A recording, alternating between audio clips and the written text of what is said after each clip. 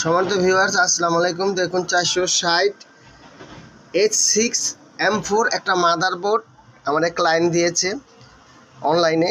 এখন সবচেয়ে বড় কথা হচ্ছে এই মাদারবোর্ডটা সে যে জায়গায় দেখিয়েছিল সেখান থেকে ফেরত দিয়েছে। তখন সে আমার এই নাম্বারে কন্ট্যাক্ট করার পর আমি তাকে বলেছি আপনি কুরিয়ারে পাঠিয়ে দেন, আমি আপনার এটা ঠিক করে দেবো। তার সাথে কন্ট্যাক্ট হয়েছে, এটা ঠিক হলে সে আমাকে 2000 টাকা দেবে। মাদারবোর্ডটার দাম হচ্ছে 12,000 টাকা।